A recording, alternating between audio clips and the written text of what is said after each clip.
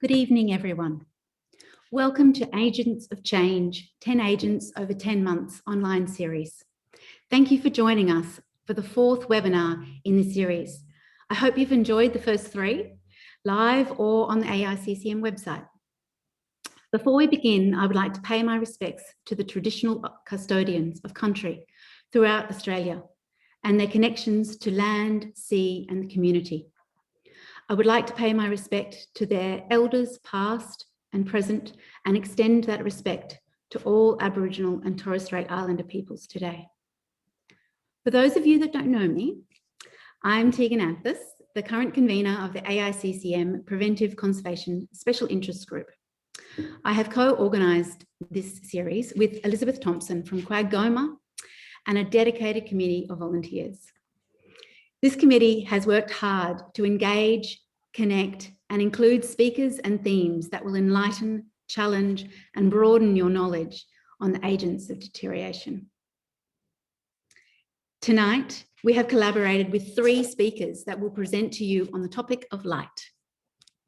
We have over 350 registrations from all parts of Australia, excuse me, and across the world.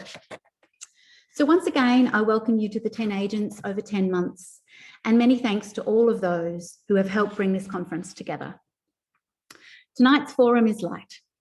We have 3 experts from around the globe showcasing their skills and expertise in lighting of our museum collections. First, we have David Saunders, who is an honorary research fellow at the British Museum and formerly its Keeper of Conservation and Scientific Research. David is author of the recent Getty publication, Museum Lighting, a guide for conservators and curators, which is available tonight at a discounted price. Followed by Scott Rosenfeld, a lighting designer at the Smithsonian American Art Museum and Renwick Gallery. Scott is chair of the Illuminating Engineering Society Museum Committee, where he led a team of experts to publish the 2020 IES Recommended Practice for Museum Lighting. And concluding the session, we have Ian Langston, who is an objects conservator at the Tamaki Parenga Hira Auckland Museum in New Zealand, and will be presenting tonight on a microfading case study. Tonight's moderator for the Q&A session is Kim Barrett from Quaggoma, who we have to thank for bringing these 3 experts together tonight in our online forum. Thank you, and Lisa will now share all the pre-recorded videos. Thank you. Good morning from London and good evening in Australia. I want to thank the organisers of the 10 Agents over 10 Months initiative for the invitation to participate in this session on light and for arranging things so efficiently. My apologies for not delivering this presentation live, but I thought it best to play safe and pre-record the talk. This is my first attempt at doing this, so please forgive me if this is a little wooden. I'll be online during the talk and of course for the question session later in the evening. I have been asked to say something about lighting guidelines and policy, and I've divided today's presentation into 3. I'll begin by exploring the origins of the guidelines that we use currently, focusing only on those for visible light and leaving the matter of excluding ultraviolet radiation for another time. Next, we will look at some of the shortcomings of these guidelines and their application, before looking at how they can be used and modified in risk-based lighting policies. There are a great many national and international sets of guidelines for light levels in museums and galleries, a few of which I've shown here, including the most recent American national standard from 2020. What they have in common is the recommendation that the light level be matched to the vulnerability of the object or collection, with a level of 50 lux for the most sensitive objects and a level of 200 lux for moderately sensitive collections, with a rather higher or unlimited light level for materials deemed to be insensitive to photodegradation. The origins of this categorization and the accompanying light levels lie in the recommendations made by the ICOM Working Group on Climate and Lighting in the 1960s. In 1961, Thompson published recommended maximum illuminances for the different categories of vulnerability to light, based, to an extent, on a survey of the then current practice in museums worldwide. In a similar fashion, Feller's recommendations from 1964 cite literature published in the 1930s to the early 1960s, which established the range of light levels commonly used in museums. The high, medium and low ranges given by Feller nicely encompass the figures of 300, 150 and 50 lux suggested by Thompson for the insensitive, moderately sensitive and specially sensitive materials. When Gary Thompson's The Museum Environment first appeared in 1978, it was with the suggested maximum light levels published in his earlier work. By the time the second edition was published in 1986, the only change was the level for moderately sensitive material, which included most easel paintings, and this had been revised upwards to 200 lux. We can trace this revision to research that was conducted by David Lowe and colleagues at the Bartlett School of Architecture in University College London. In 1982, they had published the results from a study in which they had mocked up picture gallery spaces lit at different light levels. They found that the minimum level for viewer comfort was rather closer to 200 lux than 150 lux. Gary Thompson was familiar with this research, which became the basis for the higher recommended light level in the second edition of the museum environment, and for the lighting guidelines that had followed from it. The 50 lux level is frequently suggested to be the absolute minimum needed for the average viewer to see objects well if adapted to the ambient light level. And it appears in the reviews of museum practice published by Feller and Thompson. Work by the British physicist Brian Crawford, published in Studies in Conservation in 1973, is often held to provide the scientific basis behind the 50 lux minimum. However, Crawford actually quoted 30 lux, and a closer reading of his study reveals that furthermore, viewers were able to see at a level of 10 lux. Crawford, fearing that those taking part in the experiment were more used to viewing objects than the average museum-going public, compensated for this by applying a factor of 3 to arrive at his figure of 30 lux. We have seen that the 200 lux and 50 lux maxima derive from rather different approaches, one allowing comfortable viewing and the other a supposed minimum for viewing. But there are some further shortcomings of these current guidelines that we might explore. First, we must be careful not to imagine that vulnerable objects need any less light to be comfortably visible than those that are less light sensitive.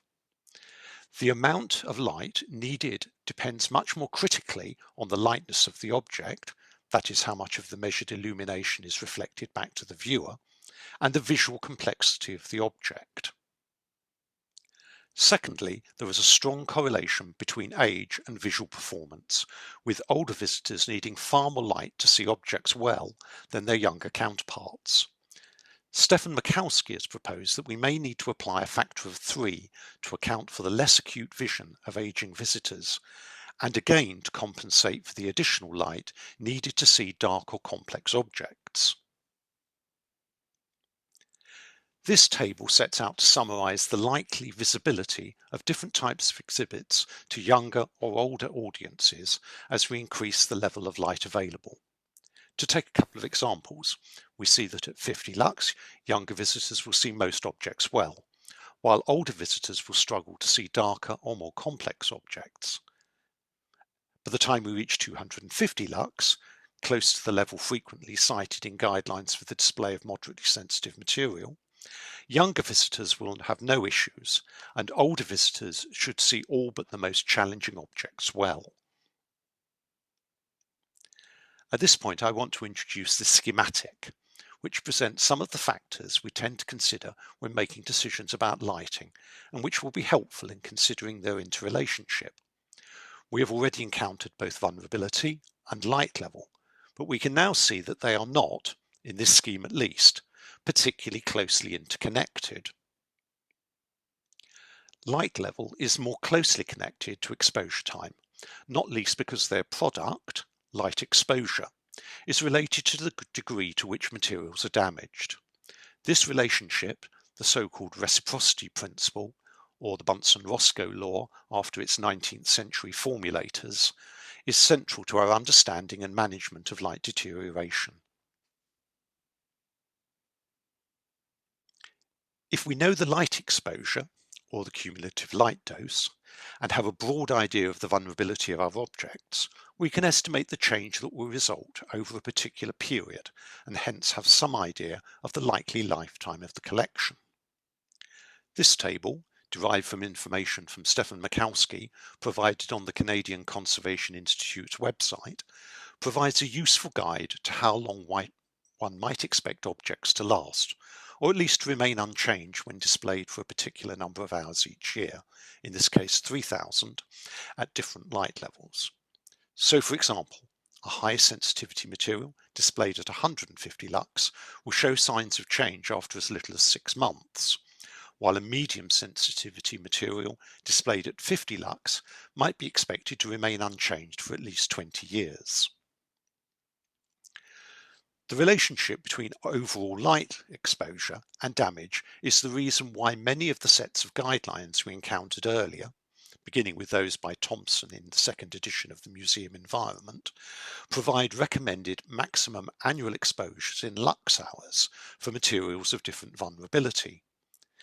These are generally derived by taking the corresponding recommended maximum light level and multiplying this by the period on display each year, although there is often some inconsistency in the assumed display times used in these calculations.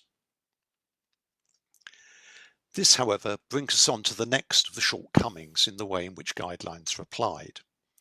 There is a danger that we imagine the cumulative exposures quoted in our guidelines equate to an acceptable amount of damage, whereas their derivation, in fact, owes more to the light levels needed for vision and the museum's opening hours. While we have taken vulnerability into consideration when arriving at the different recommended light levels and light exposures in the guidelines, object lifetime tends to be a result rather than a driver. Finally, we may end up with the worst of all worlds, applying a light exposure target that does not offer long-term preservation in a way that fails to provide enough light to see the collection. Nobody wins here, as we damage the objects for the future without anyone benefiting now. So, can a risk-based approach offer a better solution to the issues we've identified when building our policy on light levels or light exposure?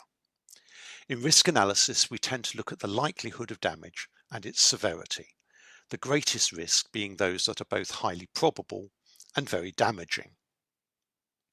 For light damage, the likelihood is 0 in the absence of light and is proportional to the light exposure in its presence, while severity can be mapped to vulnerability. The numerical levels of risk in this matrix could be replaced by object lifetime, for example by applying the data that we have already seen from the Canadian Conservation Institute.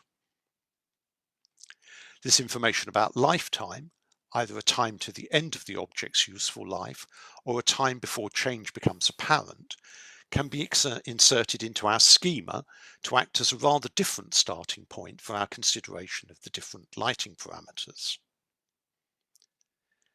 So, taking object lifetime as a starting point, we see that not unexpectedly, we will need to control light exposure of part of a risk-based policy, as we cannot alter the inherent vulnerability of the objects we are considering.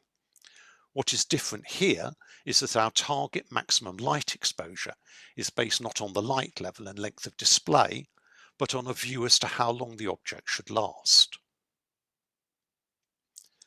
The target light exposure, which we will probably continue to express in lux hours per year, can be broken down into a light level and an exposure time.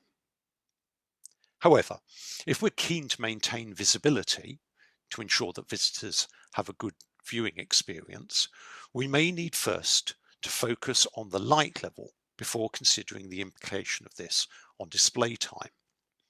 While good lighting design will help, we may need to compromise on exposure time in order to reach an overall light exposure that meets our expectations for object life.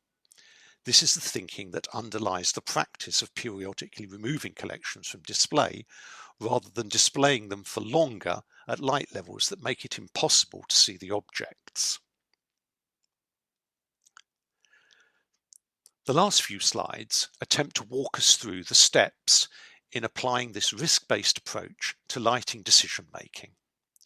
We start with the left side of our schema, using object lifetime as a starting point to determine a maximum annual light exposure.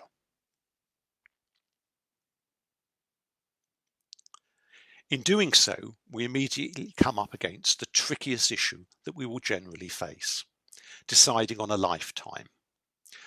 We normally sidestep this question of lifetime and the even more difficult question of what constitutes the end of an object's life by answering the slightly, and it is only slightly, simpler question, how long do we want an object to remain unchanged?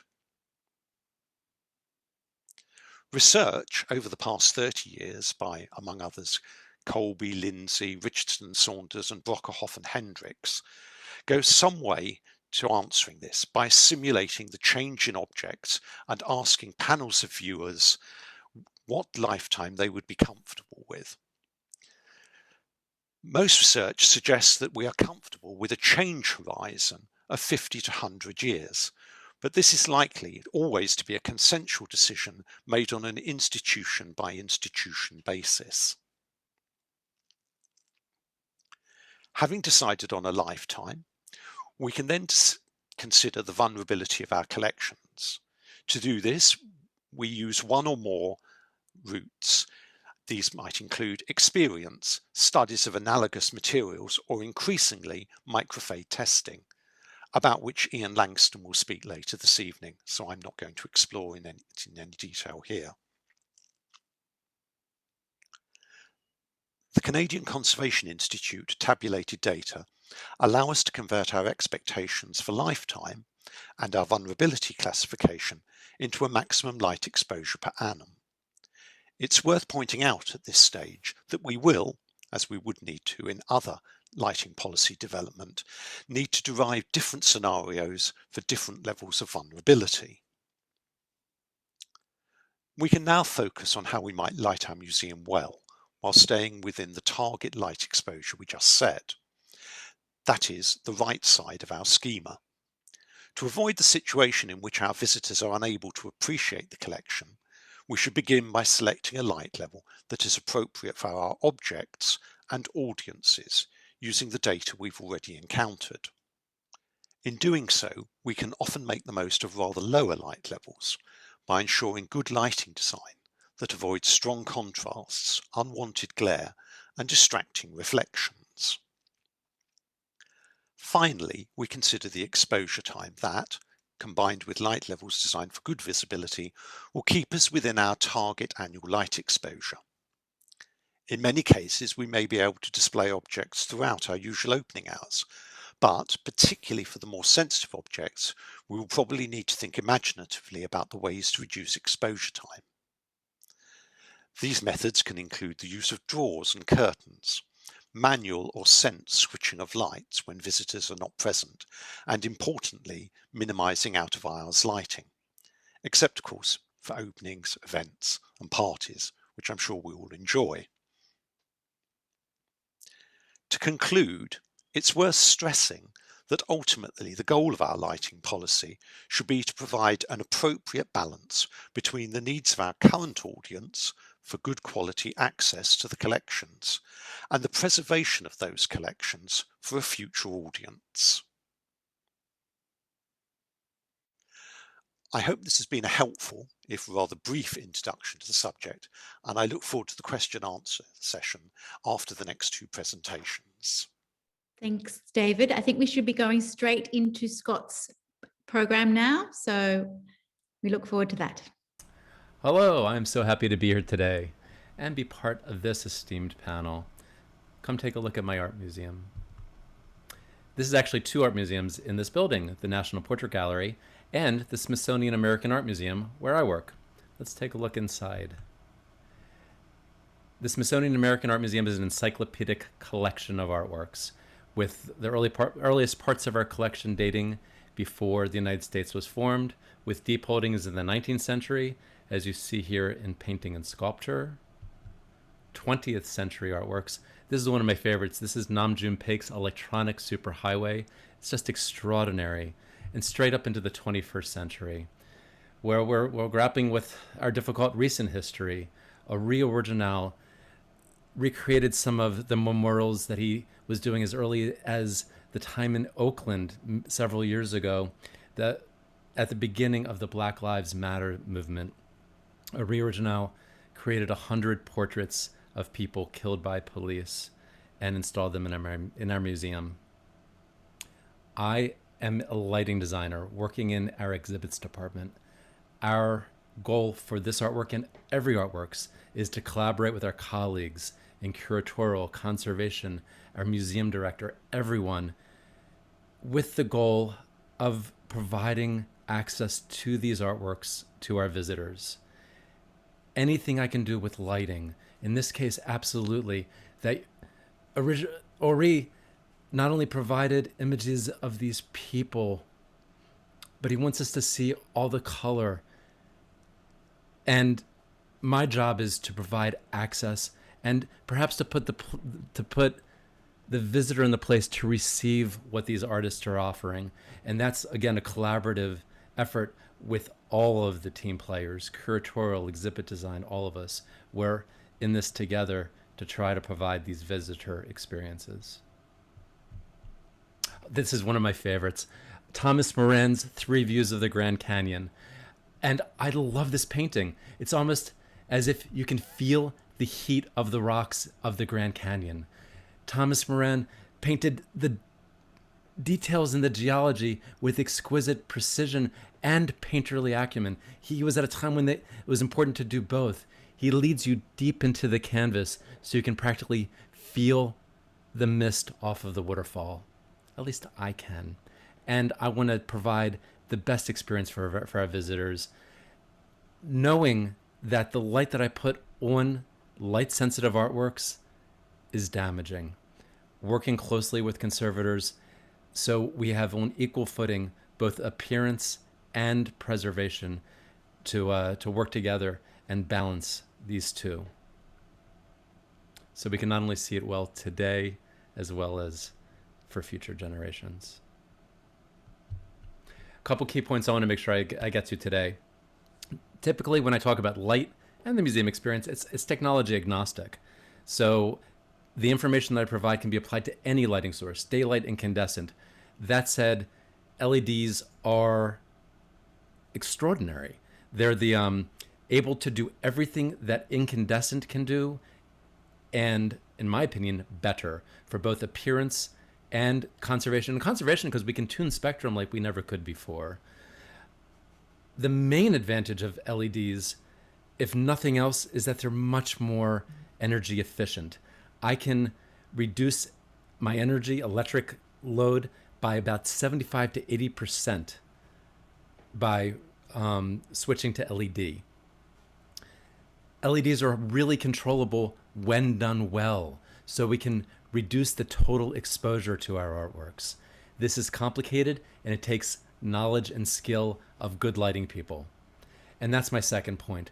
And not only for dealing with the technology, but being able to actually manipulate the light beams themselves to best effect. So whether you want to create a museum which is really flatly illuminated, that takes a lot of skill. Or if you want to have more chiaroscuro and variety in the lighting, the person on the ladder must be skilled. And I'm telling you, if the person who's actually up there with the track lighting isn't happy up there, find someone who is, because I have found I love it, and I found my colleagues do, that it's an extraordinary privilege to be up there looking at the art and providing visual access. And lastly, trust your eyes. I'm going to provide a lot of metrics and graphs, but the lighting metrics are based on human vision, and they may not be as accurate as your vision and the vision of your colleagues.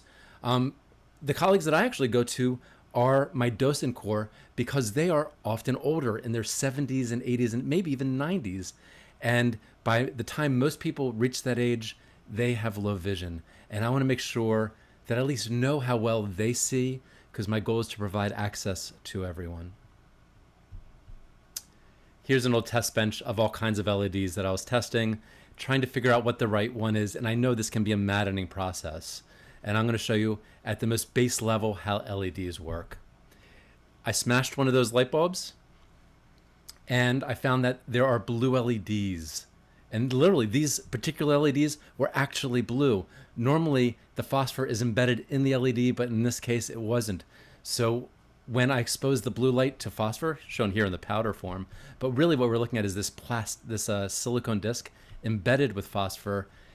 What happened was extraordinary. Let me show you when I screw this light bulb in. And this beautiful blue light came out, and you can see the phosphor disc glowing unnaturally. As it gets closer to the LED, the energy that hits the phosphor increases, and what happens is the short wavelength high energy blue light down converts to a lower energy state that appears brighter to human beings. White light. As I completely cover the phosphor disc, we've now made a light bulb. If you look at it from an energy point of view on a graph, on the x-axis is energy for wavelength. It's the rainbow from red to violet. On the y-axis is power. Here's the blue LED you just saw at 450 nanometers and a phosphor peak. And at the most simple, if you're looking and combining blue light and yellow light, you get white light. Of course, you can see there's no ultraviolet, which is energy below 400 nanometers. On the other side is infrared, above 780 nanometers. Incandescent light has a lot of infrared in it. About 80% of the energy you put into incandescence goes towards heat. LEDs, a very small percentage. And by starting with a blue peak in the visible spectrum is another reason why this is such an energy efficient lighting source. In the middle is what we call light. It's very important that this is an energy graph, and it doesn't show how people see light. You need to integrate people's trichromatic vision, and that gets complicated and really requires more intense maths, which I'll show you later on. So how do we choose a lighting source? What is the assessment method? It's not easy, but my recommendation is to take everything we know about light, everything we can control about light, and use that as an assessment method. I try to include this list in all of my talks. Today we'll largely be talking about spectrum, not because it's the most important, but because it's kind of the most complicated, and I think the most important for conservators to understand. Here are some of the ideas we'll be talking about. Quantity of light is perhaps even more important for the preservation of light-sensitive material. Here are just a few of the common metrics we deal with. Distribution, we get to art. This is the biggest value of the lighting designer, and this is where I spend the most amount of time, which is manipulating the beams, whether I want a hard edge beam or a soft edge beam, and the degree of softness of the beam. I'm literally painting the room with light. Movement, again, these are controllable qualities of light, not good and bad. So this movement could be solar path across the sky, candle flicker, moving light. For today's purposes, we're going to talk about lighting controls to reduce exposure. The top four are about the lighting source themselves and what we can do to manipulate that. The last one is where to put the lights for best effect.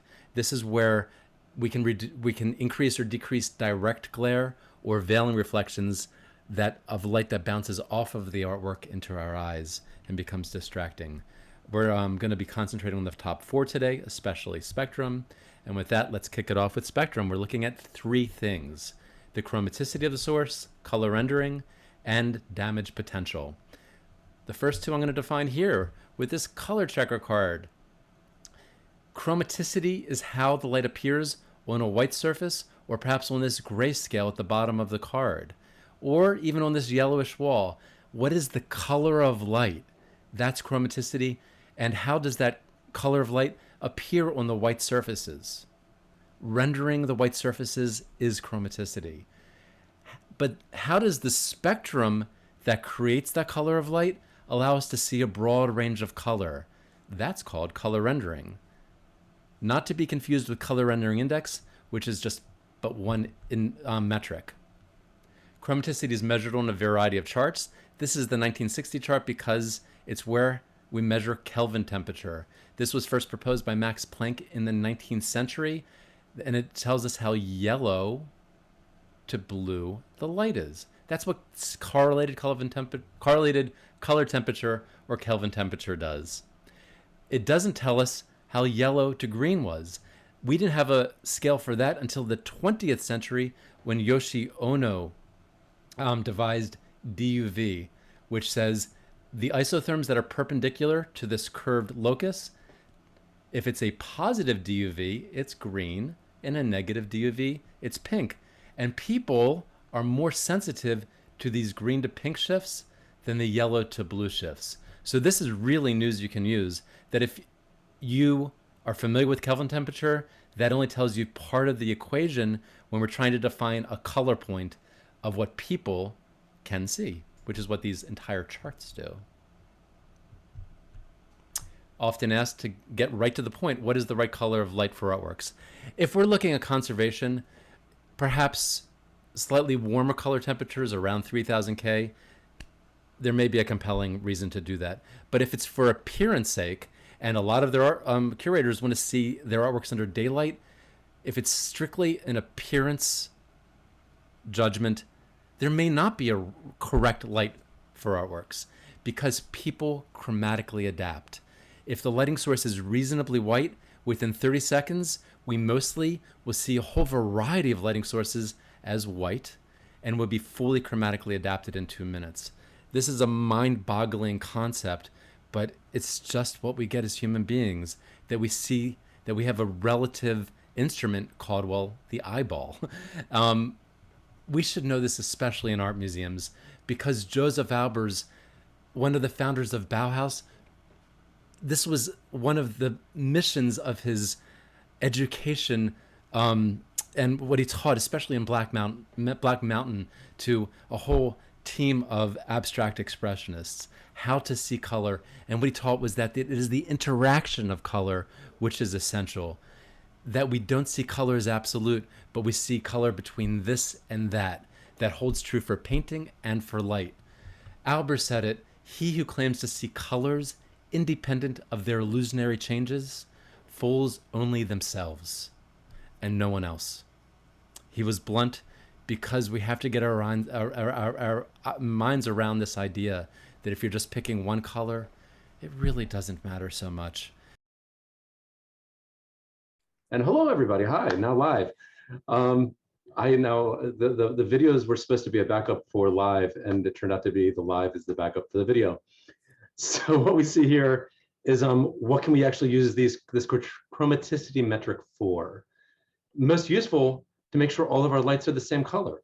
So when I get a new set of lights, whether light bulbs or lighting fixtures, I line them up on the wall and actually visually and with spectrometers, visually is so much faster and better, make sure they're all the same color. I'll take one of those light bulbs, put them on the shelf or lighting fixtures, and then I can have a basis to see if things shift over time, because all lighting sources change, LEDs as well as incandescent. LEDs a lot longer. This will last about this particular exhibit lasted about 7 years before the color shift got so bad I just needed to replace it with a few burnouts here and there. So there's both at the new state, making sure all the color is the same, and over time. That's a very good use for chromaticity. All the lighting metrics, the best utility is for commerce, to make sure that you buy what you ask for, and that you for protecting that warranty over time. Oh, that's how it looks. So I take the lights and I drop them back onto the Thomas Benton mural. That's a long story of chromaticity, color rendering.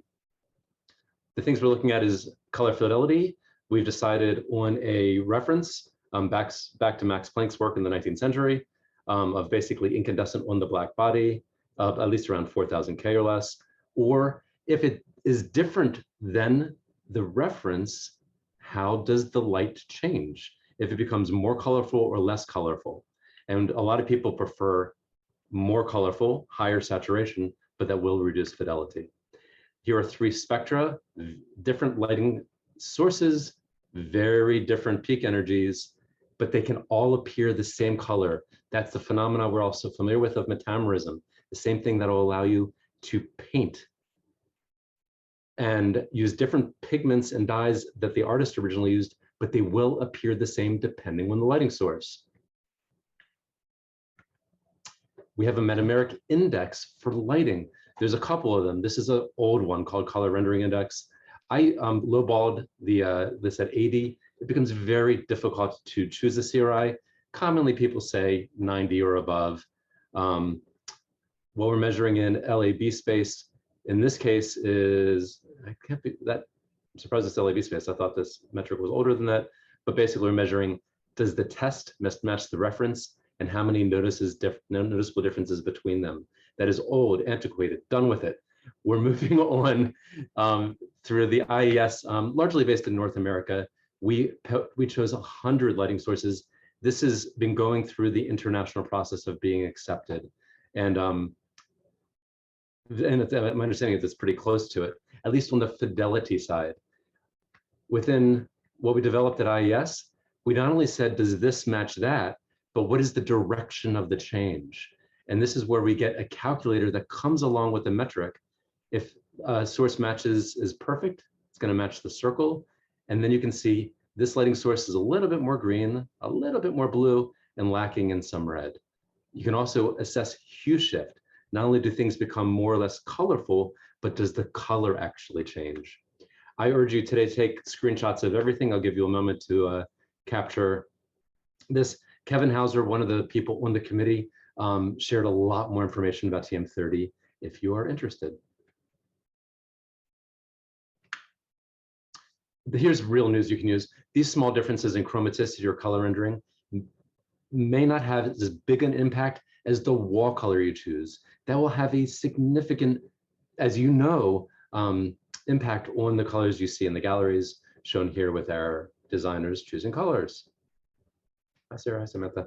This is at the Harvard print studio. It's gracious enough to let me show this picture of both daylight, and they can look at it under electric. So there's this wonderful mix that they can shift back and forth. I visited my local auto body shop where they were in painting cars. They did the same thing. They've got an LED with a daylight source and an incandescent source, and they're switching back and forth looking for metameric failure. That's a slightly different issue. Here, they're looking for the quality of the prints and to see what they can see and enjoy. Damage potential. This is a very quick study. This is the same blue pump phosphor I showed you before of the peak at 450 nanometers. I'm going to overlay on that spectral damage function as it's specified for watercolor in the International Agreement for the Control of Damage to Museum Objects by Optical Radiation, CIE 157, 2004.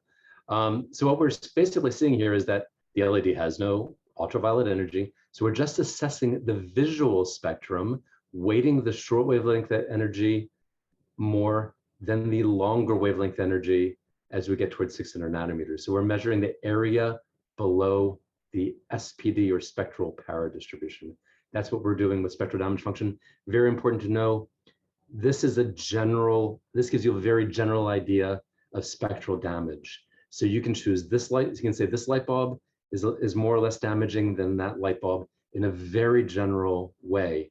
It will not tell you how a specific object, dye, or pigment will be damaged. That's a completely different process, which David Saunders has really extended that work. This just gives you just a very general idea about how damaging a light source may be. Very different. I switched the blue LED, blue pump phosphor LED, for the human visual response to show that it peaks at about 555 nanometers, which is largely a measure of this lime green light. That's what the luminosity function is. This is what the lumen is based on, that it's a metric which is peaked at this yellow-green light, but it is helping us express light. So illuminance is, for appearance sake, not necessarily a particularly accurate metric, both for this reason, but even more so that it's capturing the light that's hitting an object rather than the light that's bouncing back. This is a much deeper dive into spectral damage function. Please take a screenshot. I'd like to especially highlight the 2017 Museum Lighting Symposium at University College London, where David Saunders gave a fantastic talk on wavelength-dependent damage, along with a lot of other wonderful talks. This is an extraordinary collection, and I cannot recommend it enough. In addition to Joe Padfield, he's been hosting a museum for a website for years, where if you have the energies, you can put it into his website or into a calculator that I developed with Masahiro Toyo. I'd ask you to fill out a short survey at this, and I provide both access to this Excel calculator or a whole range of other materials at this link. And just a few anecdotal evidence. I measured some stuff in my shop and found, and I normalized everything to 1 for halogen. You can see that's a nice incandescent spectra. Blue pump phosphor in this light bulb, small case, is about 23% less damaging. Blue pump phosphor was about 30% more damaging. This roughly equated what with Michael Royer found in 2014 in a great paper he wrote called True Colors, we saw that the lighting technology, each lighting technology, fluorescent, incandescent, blue pump LED you're seeing in the squares, that as you increase the CCT, the correlated color temperature in kelvins, that you will increase relative damage. This was quite useful, trying to get a scale between Kelvin and damage. And it's approximate, but interesting, as long as you're making sure that you know what your lighting technology is. And finally, within color rendering at least, and damage, Michael looked and saw that relative damage does not change based on color rendering index, that there's no relationship between color rendering and relative damage. Very quickly about quantity, and I'd like to introduce my wife. Holding up an illuminance meter on a ruby slipper, I just wanted to highlight that when you hold an illuminance meter, it should be parallel to the surface being viewed. We're trying to get a sense of how much light we can see. So illuminance is a very rough proxy for vision. And here, this is about 7.5 foot candles or 75 lux on the ruby slipper. Beware the tiger. These metrics are based, again, as David said, on the smallest quantities of light we need to see. For example, on this Japanese print on the left, this safflower dye, which is so glorious when it was new, is now turned yellow. This damage, of course, is permanent, irreversible. 50 lux is no guarantee that these changes won't happen. In fact, we know that they will happen at 50 lux, that we have to control the exposure by either turning the lights off when people aren't there or by taking the things off view. 200 lux is a much more optimum view. It's 4 times the light. And for durable materials that can receive that quantity of light may have 50 times, those materials may last 50 times longer. The Hunt effect says that when you reduce the illuminance, you reduce the colorfulness. So when we make, this is just a mock-up showing things get brighter when they're brighter and more colorful. When you make the choice to light something at the low illuminance levels, you're making the choice to reduce access. We need to do this as a community, but there is an impact when we make those hard choices. Distribution, this is painting with light. This is my favorite part. I've got a whole variety of beam spreads. These are the ones that I use in my galleries. 4 degrees, just because it's the smallest beam of light I've been able to convince a manufacturer to make. And this is how I use them in one of my galleries. In the back, we've got a photomural, which is of a graveyard, which the Adams Memorial was made for, a tribute to the person who commissioned it, wife who had committed suicide. Let's turn all the lights and get it even creepier. I'm going to turn the lights on one at a time. This is a base light of light. I call it wall washing. And for a lot of museums, if you make this at 200 lux for these oil paintings, you're done. It's a perfectly valid way of lighting artworks. I prefer spotlighting. This could be 1 light or 5 lights. I'm always matching the size of the light to the size of the object and kind of playing Tetris, figuring out how to do that. This is a powerful technique in that I've got a really tight control over all of the visual elements. But most importantly, I can decide that perhaps one painting needs more light because it's low reflectance, or more likely something is more light sensitive, and I can dim just that area down to whatever is the needed value. Movement of light. In short, please turn off the lights. If the lights are on and nobody's in the room and the work is light sensitive, I don't know how we can continue calling that justifiable damage.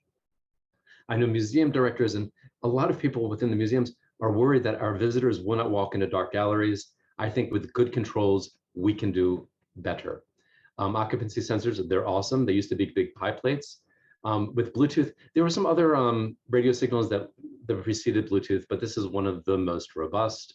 And with Bluetooth, we can control every single lighting fixture and control the intensity with nice dimming up and down, and then associate these radio signals with sensors, whether it's a motion sensor, which can be a dime size now, really small, hidden in a whole variety of locations, as well as my museum now has a Bluetooth mesh network, so we can, not if we haven't done it yet, but integrate lux sensors and temperature and humidity sensors. This is extremely exciting. There are several competing technologies. One of them is DMX. For these light, or I guess Dolly as well, but basically can take a lighting fixture, put it in a lighting track, and get access to these digital commands in a very different way that doesn't require radio signals. I am chair of a committee as a IAS, and we are grappling with exposure. We eliminated exposure metrics many years ago. Sorry for this fancy chart. It's just highlighting that our basic level of illuminance is static when exposure is dynamic. We eliminated total exposure values years ago because architects in daylight were misusing them and trying to say, oh, we can allow more light on sunny days and less light on cloudy days. We're reintroducing the idea of those exposure metrics. We've bolstered a committee with several new committee members, and I'm just super excited to have conservation scientists on our committee. Alp Durmas, who recently got his PhD with Wendy Davis in Australia. Julio Del Julio, who I worked with at Smithsonian. I think he's here today. Hi, Julio. Julio is the chief conservator in Poland, and he's been there several years now. And Eric Hagen. Eric Hagen is continuing Stefan Bukowski's work in Canada. Super excited to have Eric. And Eric is doing some really interesting work where he's providing tools to conservators to estimate past lighting exposure, so they can say, hey, even if it was very light sensitive at the beginning of its life, based on the predicted light exposure, perhaps it can receive more light in its current state. And just to get our heads around better. I'm also really excited, and I'm gonna take the first question because I think I am done. What we're doing to measure our collections pre-irradiance, pre-exposure, before we put things on view, how we're measuring our artworks to see if they're being damaged at a predicted rate or if at a faster rate, so we can do a better job with our preservation techniques. Thank you so much, and I hope you heard all that. Thank you, Scott. Thanks so much for picking up where the video froze, and especially since you're coming to us from the States and it's extremely early in the morning over there. We appreciate it. Lisa's just now getting the next presentation ready, and she will share Ian's presentation. Thank you. Kia ora koutou. Ko Ian Langston toku ingoa. He kaitiaki te onga ahau. Kei tamaki pangahera ahau I mahi ana. My name is Ian Langston. I'm a conservator at Auckland War Memorial Museum. Thank you for taking the time today to listen to this presentation, Microfading at Tamaki Pangahera Auckland War Memorial Museum. Mitigating the risk of light damage to collections for display can be complex. As conservators, we advocate for collection care standards while striking a balance to achieve a good visitor experience. This process inevitably always involves compromise. This presentation will take a look at the application of microfader technology at Auckland Museum, exploring the technology itself, our institutional decisions in implementing it, then drawing on various case studies to highlight how we have utilized this screening technology and what impact it has had on recommendations we made for light-centered collections going on display. Currently, Auckland Museum is coming to the end of a period of major works spanning the last 3 to 4 years. That's included the redevelopment of some of the public spaces, temporary exhibition halls, and some of the permanent galleries, which, as you can see from these images, are now mostly finished. So back in mid-2016, the museum was embarking on extensive gallery renewal works. We were also creating a series of self-generated temporary exhibitions, with large volumes of collections likely to come through the conservation lab over the coming years. Making lighting recommendations for display of potentially light-sensitive objects can be a sticking point in the exhibition's planning process. Often, rigid prescriptive recommendations from conservators for low lighting levels and short display durations were sometimes met with legitimate pushback from colleagues whose focus was on the visitor experience. I suspect I'm not alone in often feeling a certain sense of dissatisfaction at not being able to provide object-specific data to back those recommendations. After all, at our core, conservators are problem solvers. Often when pushed on specific data to back up recommendations for short displays at 50 lux, I could only point to material light sensitivity categories stipulated within the CIE 157 guidelines, which also frequently had a lack of reliable specific data for materials in our collections. It has also been well documented that rigid conservative collection care recommendations for display result in increased object changeouts, necessitating the significant ongoing costs. We'd also observed that these factors also often resulted in changeouts being missed, again through the lack of available staff and funds, placing the collection care department in a perpetual state of catch-up. Firstly, we highlighted the need to create a dedicated gallery improvements team to address the historic object changeouts of light-sensitive collections, as well as the ongoing program of changeouts for the new galleries, strategic improvements, and refreshments of permanent displays. By undertaking microfader analysis, we wanted to improve the way we as conservators influence the selection of collections for display, balancing the deliverables of visitor experience and collection care, saving ongoing costs by avoiding unnecessary changeouts. So, what is microfading? Fundamentally, microfading is a direct measurement method of assessing the light fastness of museum objects through the process of accelerated light fading.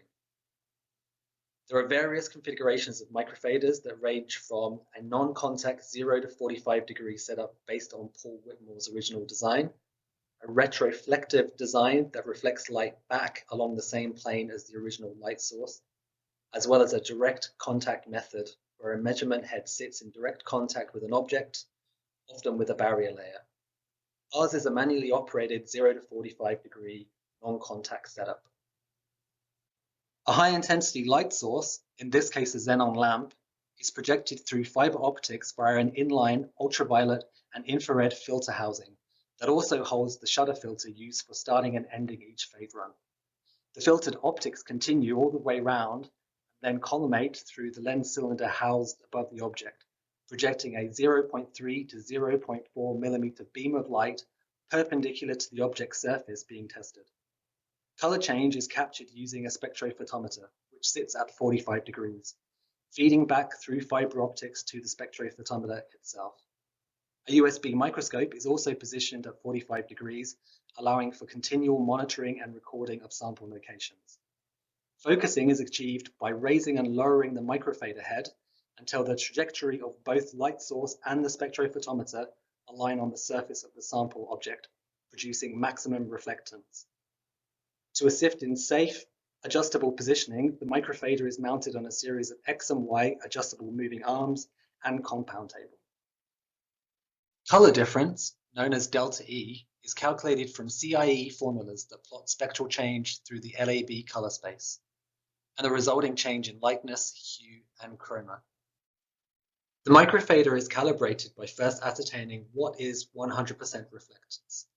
This is done by focusing on a white consistent reflective material, in this case a millipore filter paper, and then ascertaining what is 0% reflectance by switching off the lamp. At this point, Further calibration is done by fading blue wall samples number 1 through to blue wall sample 4. Fade times can depend on specific test criteria, but as standard we run each of our fades for 10 minutes. Spectral data can be seen here, showing both the first and last spectra fading a blue wall sample 1. Subsequent fade runs on collections are then compared against the blue wall samples and then assigned a blue wall equivalence. In early 2017, after a period of discussion with Bruce Ford, we acquired the components needed to construct the microfader, and Bruce came to Auckland Museum to assemble the equipment, install the required software, and provide training in undertaking microfading analysis. Initially, I was trained with the aim that I could then provide all future training, ensuring enough expertise exists in-house to be sure not only that skills and the knowledge needed to use the equipment would not risk being lost by staff changes, but that knowledge, skills, and efficiencies can be continuously improved upon. So now we had a functioning microfader, we needed to reassess, adapt, and improve our lighting policy to allow us to best interpret and present microfading data through practical guidelines. Up to this point, our recommendations for lux levels and display times were largely based on the CIE 157 guidelines, with the addition a few years before of adopting the V&A's guidelines for the environmental control of objects on display, which essentially doubled the recommended display times of some of the most sensitive objects. Microfade data was now central in the role of calculating blue wall equivalence, allowing us to predict the potential amount of megalux hours each colorant could receive until fading to a single or a series of just noticeable fades. We also added into the policy a more formal role for significance in the decision-making process, the intention being to create a less prescriptive, more holistic approach to formalizing display lighting levels and display durations. Guidelines for lux levels and display durations were simplified within the policy, giving more flexibility to conservators for highly sensitive objects and relaxing recommendations for objects with low or no sensitivity.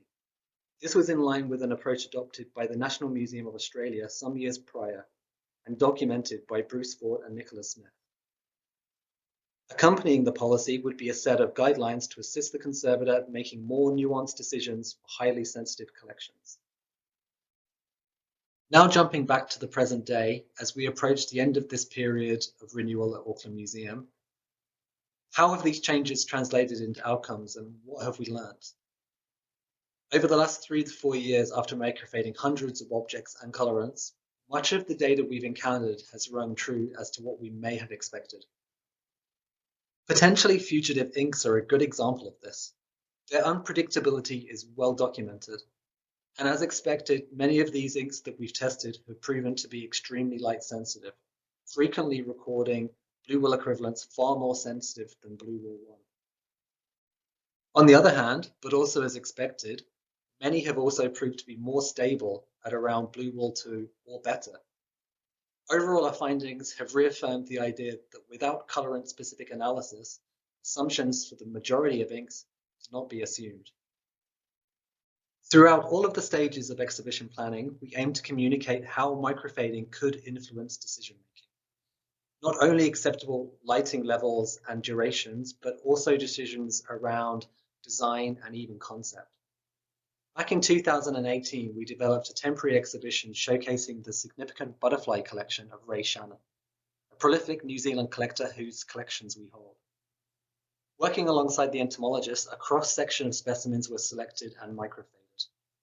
Selection was based on an appropriate balance of time-consuming microfading to risk, as we couldn't justify testing every potentially light-sensitive colorant over a collection of hundreds, nor did we have enough time even if we wanted to.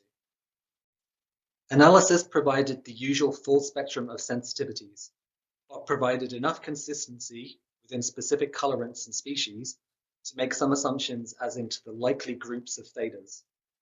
Once we've removed those potentially sensitive butterflies from the display, there were still enough specimen trays of butterflies left to fill the gallery space 3 times over. The curator's desire was to display the entirety of the collection deemed stable, so that the visitor would have the opportunity to see as much of the collection as possible. The remedial conservation needed for all of the trays was minimal and also presented minimal handling risk. Thus, it was decided that a modular grid mounting system could be created that would easily facilitate 2 full changeouts over a 9-month display period. This meant each specimen would remain on display for 3 months. Shorter display periods and a cross-section of microfading data allowed us to increase the lux levels to an agreed acceptable level with assurance that risk of unacceptable fading was minimal.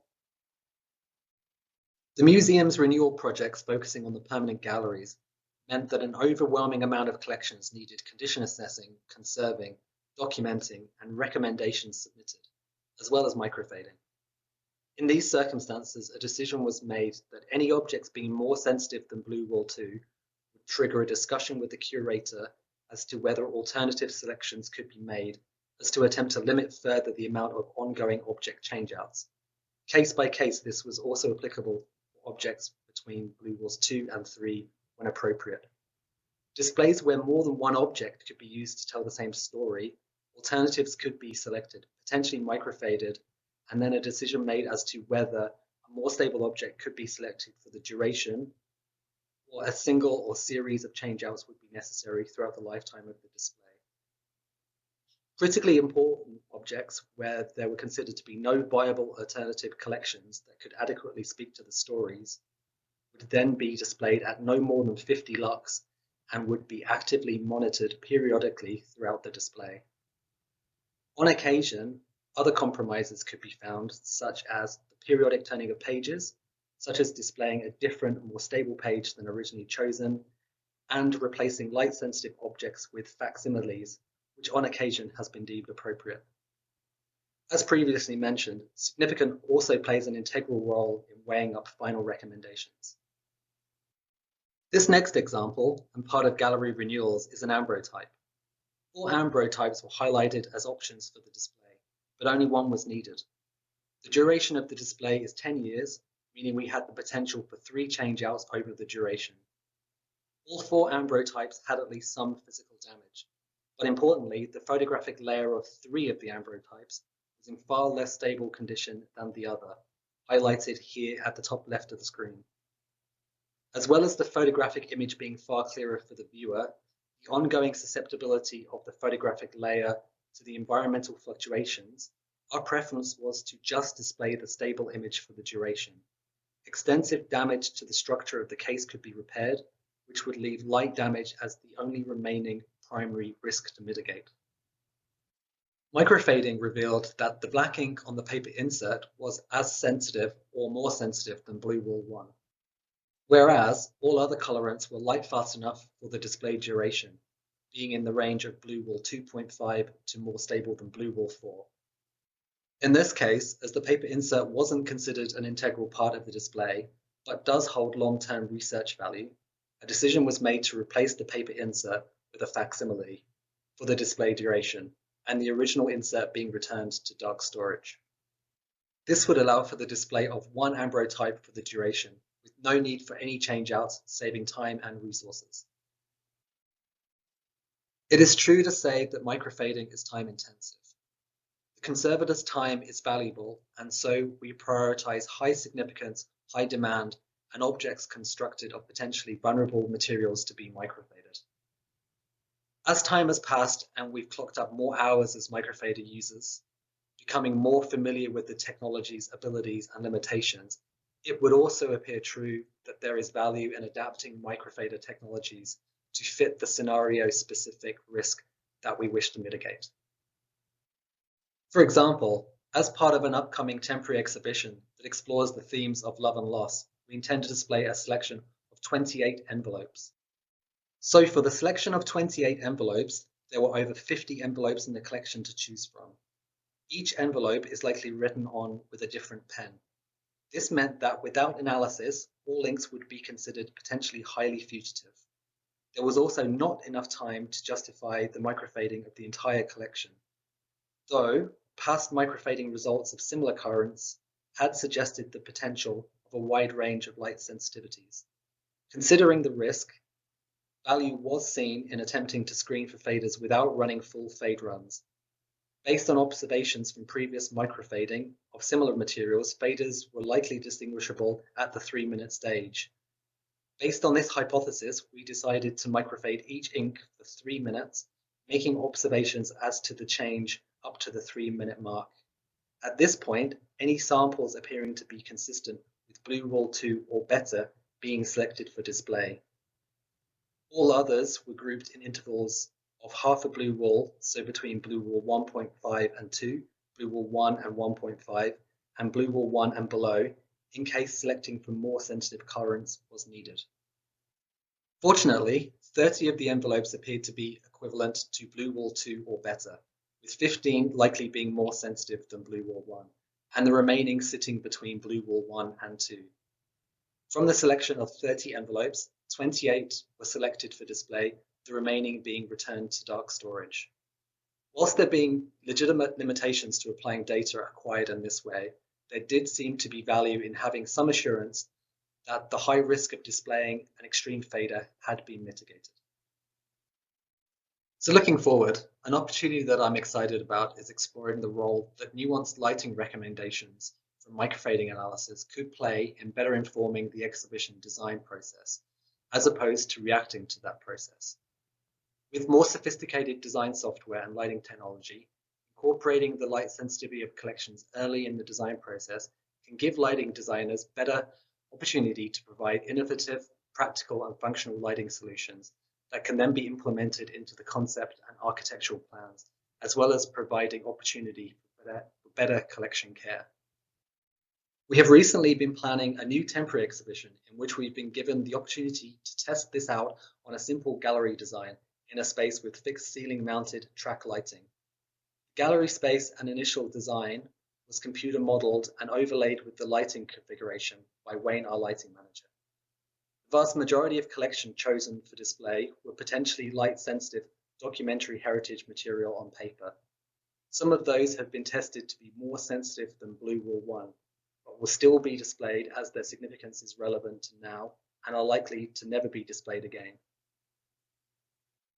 This simple modeling facilitated a conversation that allowed the design team to make changes to the gallery plans to ensure that the sensitive objects wouldn't be overlit by harsh fixed light and light spill from bright interactives, graphics and labels, whereas more stable collections could then be displayed in bright areas and in positions where light spill was present.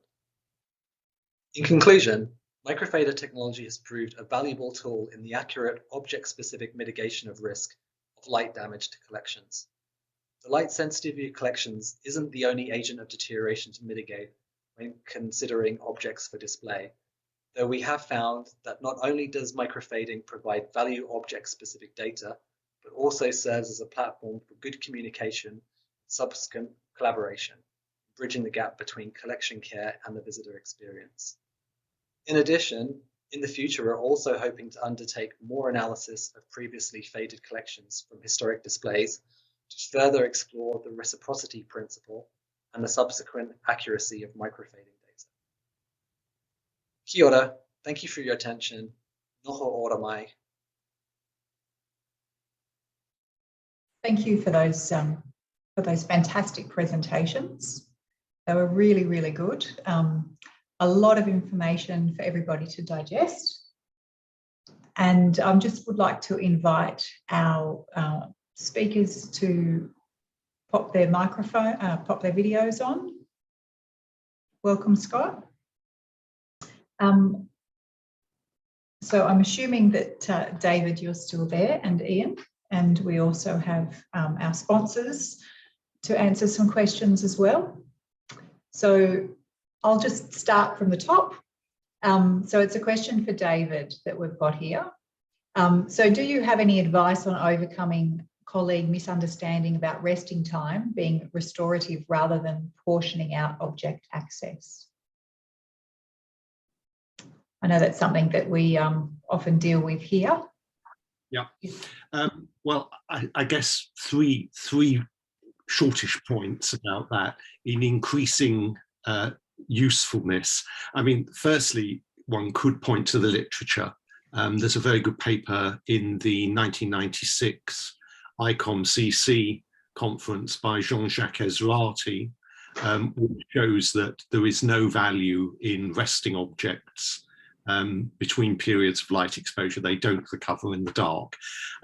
That's, not perhaps the best thing to use as an argument with colleagues who don't want to go away and read the literature. One can use that great sort of counter argument, say, well, there are one or two things where this is the case, where colour is recovered in the dark. I mean, the example being of Prussian blue.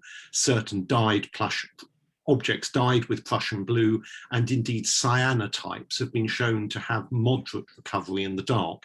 But then each time they're light exposed, they irrecoverably lose an amount.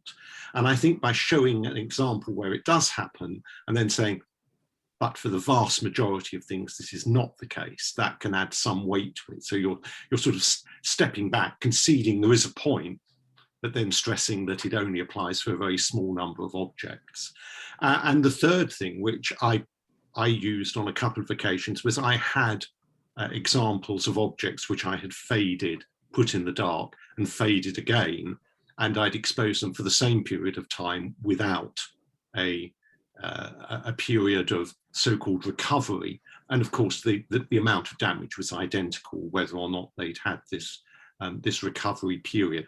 That, of course, takes a little while and a bit of effort to prepare those samples. And of course, the person you're trying to convince has to trust you that that is indeed what you've done with those samples. Thank you. Yes, illustrating is a great way to share that information. If I may, I'd like to hear a little bit more about this topic, in that trying to give some guidance about the choice between rotating damage among the entire collection. So if as we rotate objects, we're deciding we're going to iteratively damage the entire collection, versus choosing perhaps some sacrificial lambs of a particular example of a particular type of artwork, that we're going to say, okay, this object is going to receive more damage so we can keep other things in a better, more pristine condition. And that's just, these are agonizing choices, but I don't know if that links to the resting topic. And if I'd certainly want to hear more about it, because I talk about this often, but not with this esteemed panel. I feel that it does. And David, I know the study that you've referred to, was it the Agnes Brockenhoff study? Was that the one where they also, or was it a different one, where they spoke about, yes, would you sacrifice one if you had a collection of, say, 5 of the same items? Would you just sacrifice one, or would you distribute it? Would you be able to talk to that a little bit more, please? Yeah, sure. I mean, this is a study, as you say, conducted by Agnes Brockenhoff and colleagues. I think it's published in the ICOM-CC Copenhagen postprints. And essentially what they did is they used mock-ups again. They had a series of historic maps which had purportedly, of course they're mock-ups, fugitive inks, and they showed the effect of either a policy of rotation, where you kept one object on display for a bit and then replaced it with another, or instead of spreading the damage in this way, you sacrifice one object. And it was really interesting that when they showed people the amount of damage that would occur over 10 years with this policy, people said, well, you absolutely should keep the damage from occurring to this one object, because that one object is really very damaged. And although the others are all okay, look at the amount of damage done. As it moved into the future, suddenly the benefits of spreading the damage around the collections were seen as less valuable, because people realized that in doing this, you'd taken away the value of every object. You no longer had one or more objects that represented the pristine state. And so there was a very nice thing to show the difference in opinion depending on the time horizon you look at. And of course, we need, in making our policy now, to think about that time horizon, and the view we would take if we were looking at this longer time horizon might be somewhat different. We might not want to spread the damage around our collections. Thank you, David. We've got a few questions to get through. So the next one is for you, Scott. Lisa writes, wonderful to hear your talk, and that as a lighting designer, you're embedded in the design team and have a range of methods to manage light, to have the art look great with minimising damage. So Lisa's interested in how you go with the design team to actually build walls or place works to allow time for the eyes to adjust to the lower light levels. And where she works, and as in many institutions, there's often bright windows not too far away from a darker space. So if a viewer turns one way, they see brightness, and the other way it's 50 lux and it appears dark and gloomy. Thank you. Yeah. And I think a lot of the answers are embedded in Lisa's question, which is that to consider that the biggest problem is that these issues aren't considered, or the people don't listen. I'm lucky enough that the two buildings that I take care of most often are two 19th century buildings where this is less of an issue.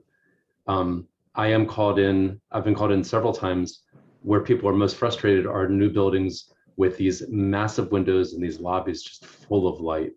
One museum was a paper museum with this extraordinarily bright lobby and then plunging people into a darker exhibit. I just reviewed our recommended practice. I tried to get our team to specify how much time would it take to go from one of these bright lobbies into a darker space, and we were not able to do it.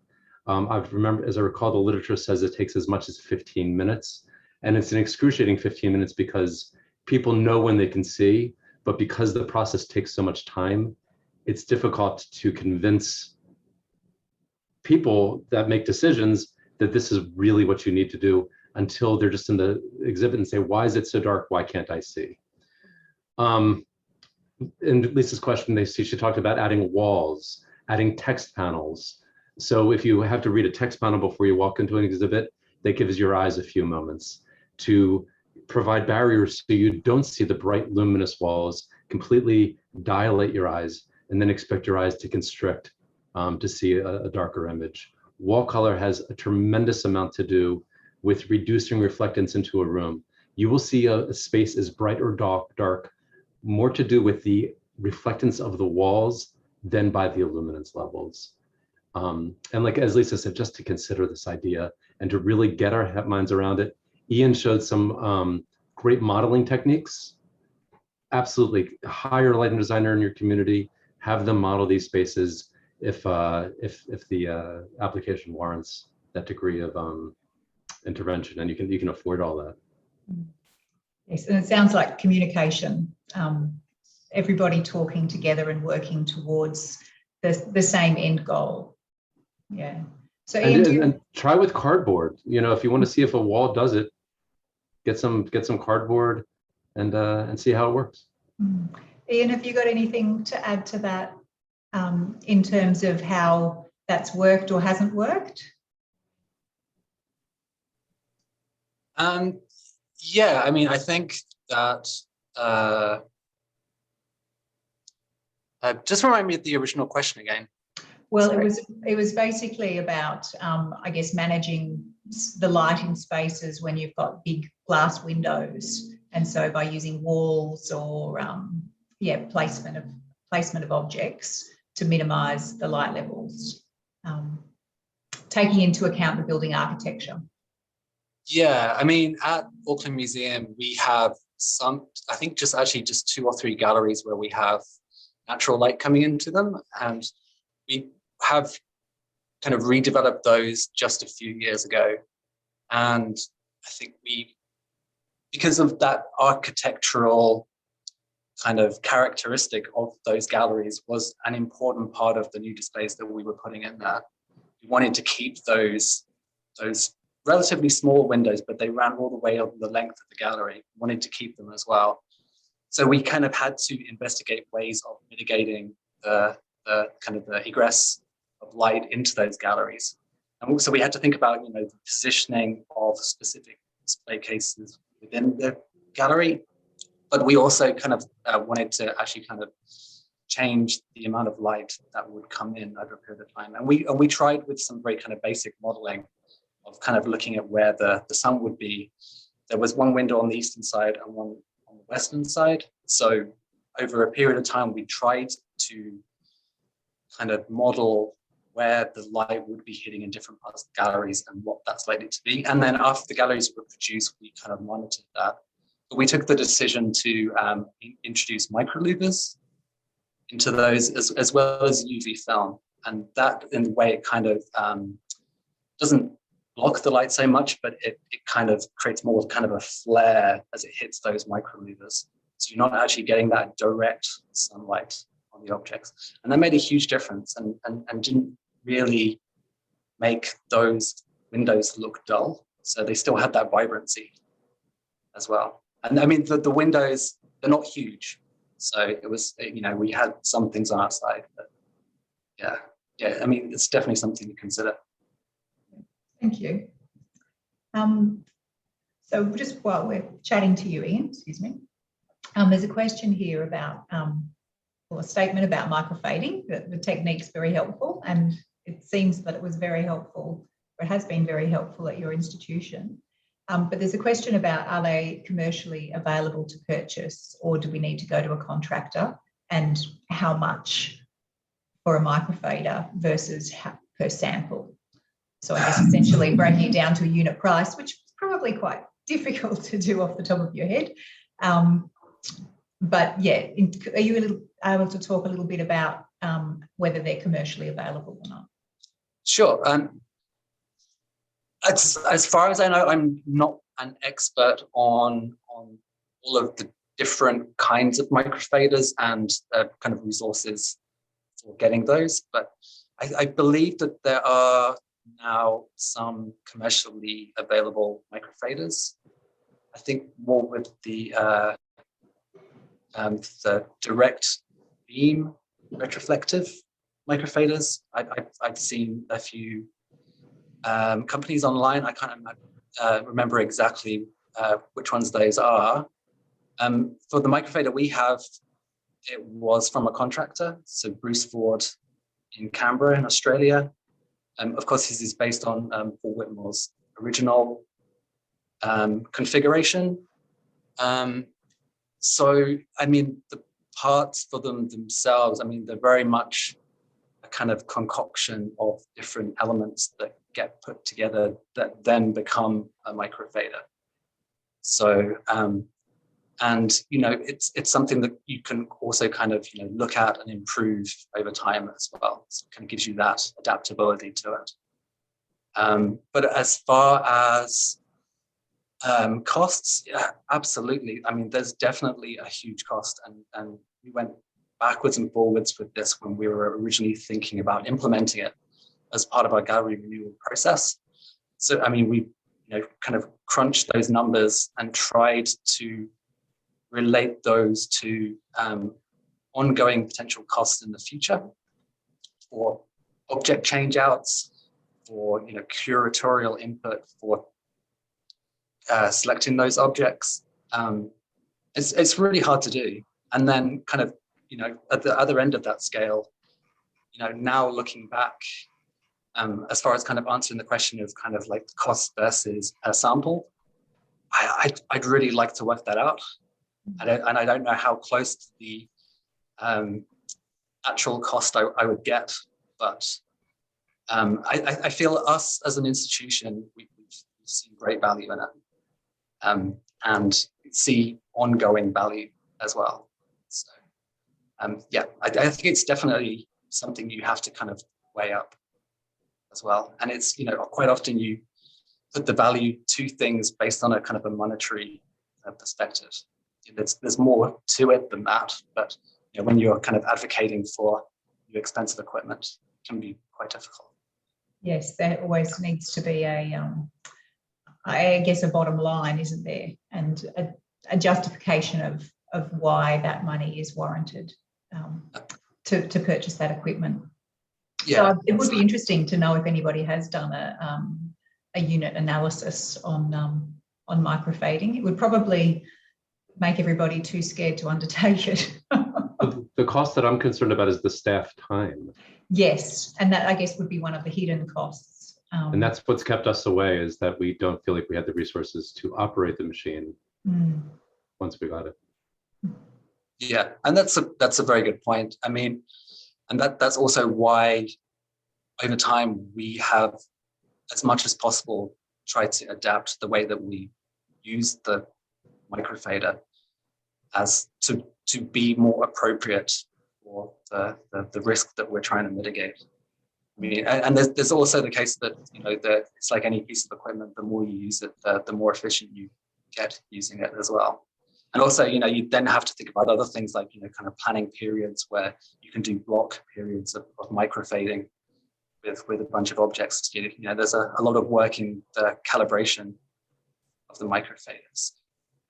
After calibrating, you want to get as much done as possible before then having to switch off all the equipment, switch it back on, and then have to repeat that process. So yeah, there's definitely some time considerations that you need to kind of plan in advance. Thank you.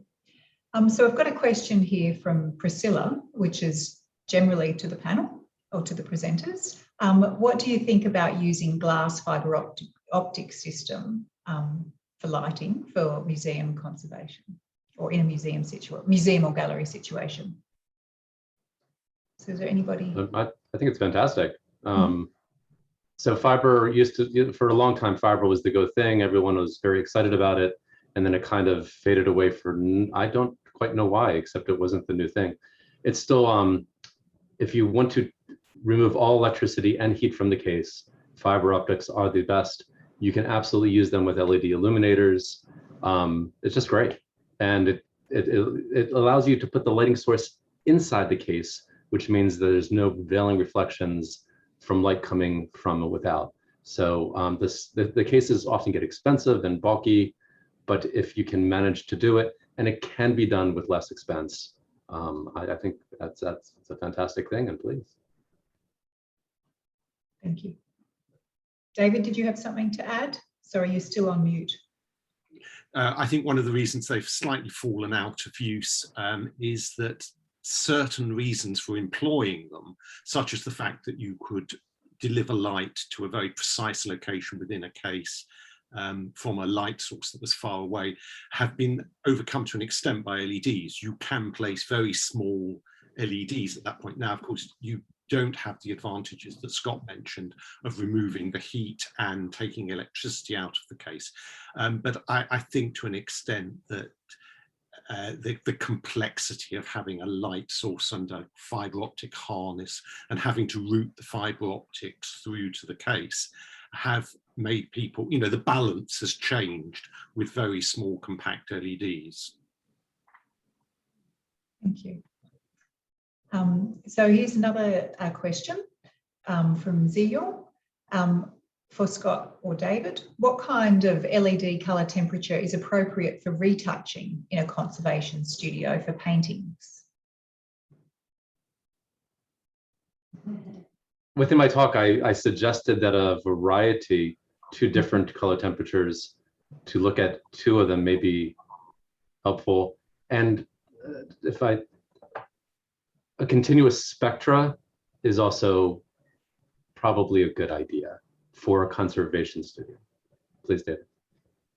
Yeah, I mean, the issues I think are that a lot of conservation studios are set up to maximize the use of daylight, and often to set up to use north light, or presumably south light in the southern hemisphere. That is portion of the sky that doesn't contain the sun, so you don't get as much variation in color temperature.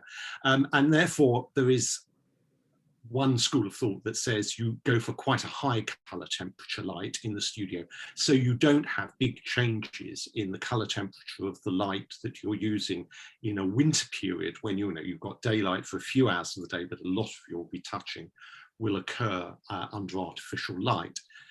there's another school of thought that says the thing to use in the conservation studio is the light source that you will use for display, because that way you will spot metamerism.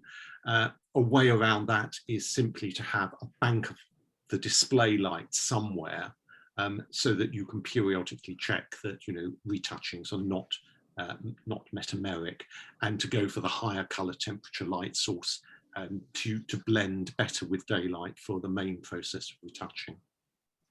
Thank you. So this question, so this is aimed at your presentation, Ian, and Veljko, sorry if I'm pronouncing your name incorrectly. It was nice to see how an actual decision process works in your presentation, Ian. And have you ever declined exhibiting any object due to its sensitivity? I know you mentioned that with the letters, your example of the letters, it helped inform your decision. And how was that resolved with the curator? I don't know that I have ever said no to an object, but I have definitely made a strong recommendation not to display an object. And I mean, as part of my presentation, like the great thing that microfading has done is being able to give us a solid platform for kind of having that conversation. And so I think, like, with the exhibition that we're currently working on at the moment, where we had quite a few objects from documentary heritage that had really potentially sensitive colorants that we tested, and in fact they came out to be incredibly sensitive, and others not so much. But the ones that were really sensitive, I in the strongest possible terms, they will more than likely over the period of the exhibition have some conceivable change in their appearance. And that was really interesting, in that then the curators really had a good vision of exactly the risk involved in actually displaying those collections. And in this particular case, this was really their one. This was their one moment to kind of shine in that particular story and that particular theme. So, a decision was made that we will kind of mitigate with the positions of them in the gallery and actually show them for the duration. And then, knowing full well that really the only time that they would be viewed in future was by researchers. So yeah, I mean, it's hard giving those kind of recommendations where you're kind of really saying no, but really what I want to do is, just kind of lay out what are the risks. And, generally people are pretty receptive to and really have the same agenda that you have in wanting those collections not to be damaged. So yeah, it's generally not too difficult. So David, a question for you. Have you seen the risk-based approach, starting with object lifetime decision, used anywhere? The attendee says, I know this can be extremely difficult for curators to accept, yet they want to display works with more light. A recommendation from peers might convince better than a conservator was a comment. No, it's a very good point that, once someone uses it, then it might be easier. Well, assuming it's not a disaster, it might be easier to present the idea to others. I've had some interest from people wanting to use it, but I don't know that anyone has yet worked entirely through the process and has come up with a policy based on it. Thank you. So we've got a question here.